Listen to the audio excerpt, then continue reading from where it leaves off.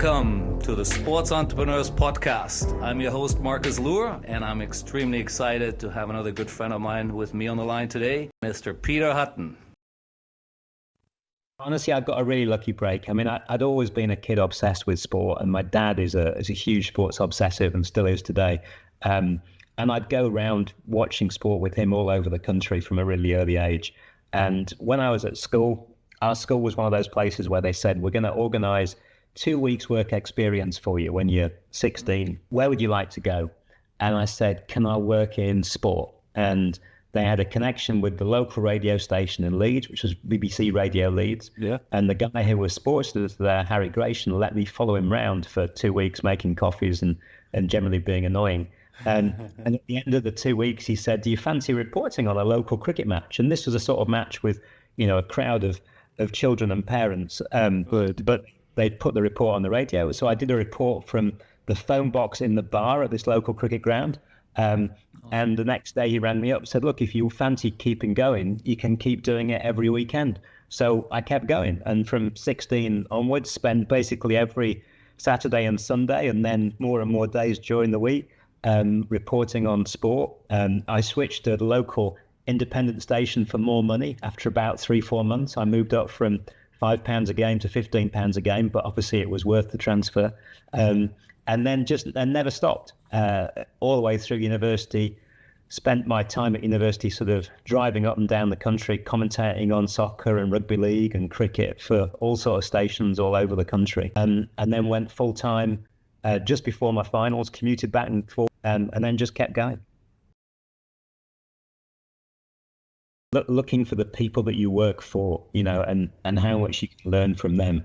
And I've been really lucky, the sort of quality of mentors and people that I worked with. I mean, you knew me in a period when I was working with Chris McDonald at 10 Sports, and Chris's sort of drive and focus on making that business a success was something that was awesome to watch close up.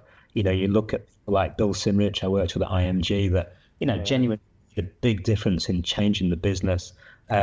Down to the people that showed faith in me in local radio, and I think looking at organizations, looking at opportunities where you think I can learn from them, I can learn from people that I'll be working with, is a really important part of any career step.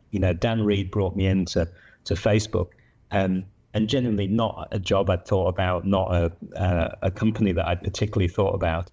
And then you met and he told you the story, and you see how impressive he is in terms of dealing with people above him, below him, around him, and you think, this is a guy that I'd like to work with, and I think really important that you look at the quality of people that you're going to be working with, and therefore the opportunity that you have to learn. Fantastic. I love that. That's a great message.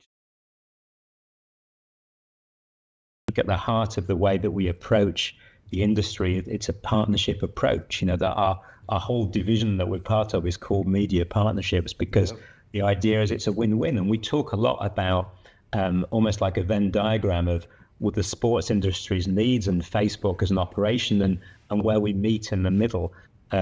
Because genuinely, this should be something where both of us win out of it in the end. And that's sort of, our aim with a lot of the sports work. The key message really is that you look at the majority of sports content on our platform, whether it's live or not live or premium or not premium, and it's not paid for. It's organizations putting content on our platform to solve their business needs. It's been great to see the NBA putting live games out in the Philippines this year. And the Philippines is a great market for the NBA, but they've seen it as a logical way of building a generation of audience, of talking to different fans and building for their future. So I think, our place is in a place where we're really trying to improve the industry's position to try and help them build a future. You look at something like the UFC in Germany, where UFC couldn't go out on German broadcasters because of local broadcast law. Correct. They helped build a fan base by putting games out in Germany.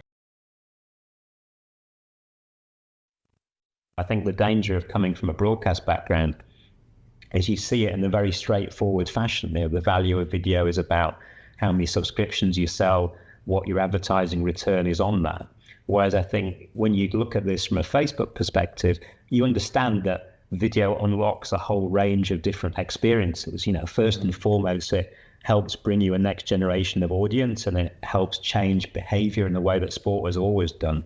And we sort of see one of our key roles at Facebook as being about audience development and bringing a new fan to an event, to a team, to an athlete.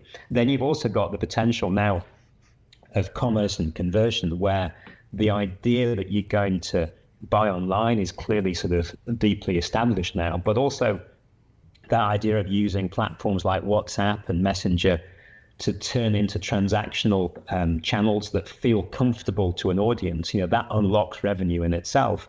And then fundamentally, who's watching that video? What messages is that sending out? By being a video consumer are really the fundamentals that build a different way of looking at the industry. The LA Clippers got some big signings in Kawhi Leonard and Paul George, and then new jerseys. The moment they became available, they were shopping them out to fans. And Instagram shopping generated 40% of their total traffic on their online team store that day. So it's proof that you can generate real money by using those tools. You look at teams that are selling season tickets by retargeting anyone who's watched their videos. They watch the clips, they're a logical buyer of a ticket for a game. You look at people like DAZN or ESPN or WWE, they put out clips on the platform, look who watches those clips, and then retarget them to become paid OTT subscribers. So there's definitely a whole range of different ways that people can go on a journey to become a fan, and then to become a deeper fan and potentially a monetized fan. You're building a range of options so that people have choices and people have optionality. And as a result, you're building something that is a better way of consuming.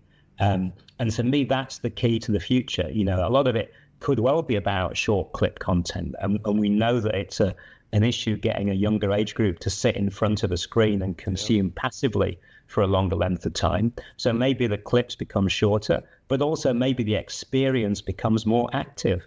One of the great things about being at Facebook is you're seeing what's happening with the VR world and the AR world, and talking to the guys that work in Oculus in particular, and seeing the range of possibilities that is opening up as the developers look at what's possible with VR and AR, so that you become part of the experience of the sports game and not just a passive receiver of that sports event.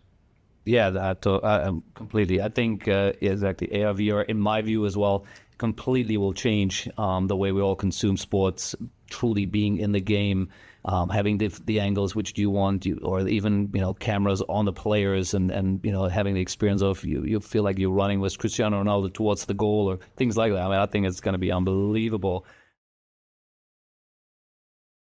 It's a really interesting comparison. You look at what we were at the start of Sky, and we worked out of a warehouse in Australia that was seen as a very unglamorous place to be. And you definitely had that sense of, is this going to be around in 6 months' time? And now you go back to Australia, and it's these incredibly glamorous plush headquarters. Yeah. And I think you do get the same sense out of some of the OTT players, in that the funding is there to start them up, but the funding isn't necessarily there to make them economically profitable at this point. So there are some gambles to be made. I think as a career, though, that means that you get opportunities, and the great thing about being part of a startup is that you really learn the industry. You get a chance to sort of throw yourself into all sorts of possibilities in a way that a conventional developed industry as pay TV is now means that you have to take very small footsteps. So there's definitely potential for people to get involved in OTT, make a difference, and create a career for themselves. I started off as a commentator and presenter at Sky and BSB, which was sort of forerunner of Sky in the UK. Mm-hmm. And that was right when satellite TV started. I genuinely was there as one of the first employees before we went on air. And it was a total disaster, and within a year, we all got sacked. And we were told we were merging with the other bit of, there was BSB and there was Sky as rival companies, and our bit was BSB. Our bit failed. We all got sacked. Vic Wakeling, who was the news editor that had hired me as a presenter, was the only guy who kept his job and went across the Sky Sports in London. and we all got sacked. And then 2 weeks later, I went on holiday, came back, message from Vic, got hired again by Sky, and ended up working in the sort of incredible success story that was Sky Sports. Yeah. So that was a nice bit of living through the sort of pains and struggles of pay TV right at the beginning. I think the struggles of pay TV now are very different. But the bit that was great for me is that I was there for the launch of 10 Sports or Taj TV in 2002, where we had a sort of successful pay TV story, rose the growth of pay TV in India, and ended up building a really good business out of it. Then, I ended up coming back and working for Fox and for Eurosport, which is part of the Discovery Group. And you're part of a world now where pay TV sort of clearly has got challenges in terms of continuing that inexorable growth and has to reinvent itself in a few ways.